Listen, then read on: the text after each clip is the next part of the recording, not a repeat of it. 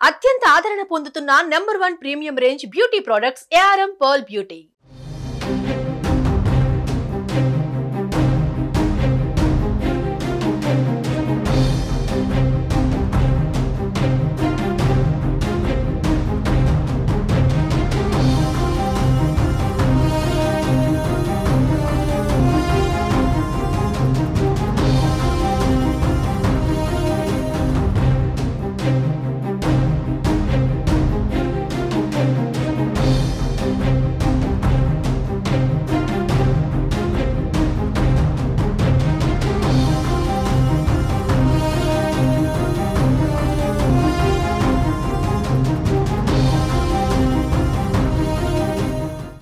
Delhi liquor కేసులో BRS MLC కవితకు మళ్లీ నిరాశ ఎదురైంది. తనకు మధ్యంతర బెయిల్ కావాలంటూ దాఖలు చేసిన పిటిషన్ను విచారించిన సుప్రీంకోర్టు ధర్మాసనం విచారణను మళ్లీ వాయిదా వేసింది.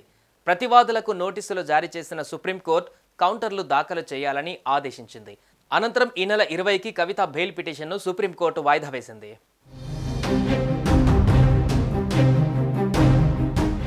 ఢిల్లీ లిక్కర్ కేసులో భాగంగా ఈడీ, సిబిఐ కేసులలో బెయిల్ ఇవ్వాలని బీఆర్ఎస్ ఎమ్మెల్సీ కవిత సుప్రీంకోర్టును ఆశ్రయించారు.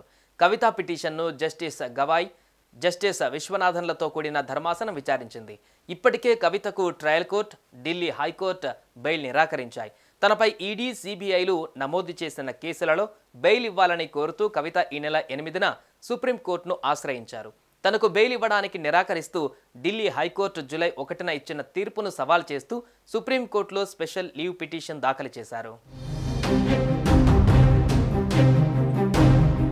ఢిల్లీ లిక్కర్ కేసులో కవితను మార్చి 15న ఈడీ అరెస్టు చేసింది. ఏప్రిల్ 11న తిహార్ జైల్లో సిబిఐ అరెస్టు చేసింది.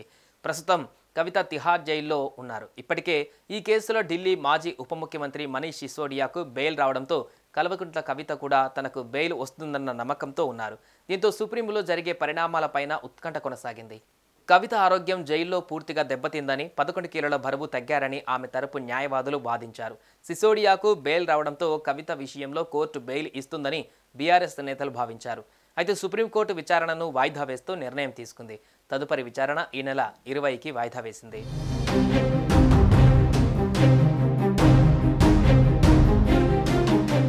సుమన్ టీవీలో మీ పర్సనల్ అండ్ బిజినెస్ ప్రమోషన్స్ కోసం కింది నెంబర్కి కాంటాక్ట్ చేయండి.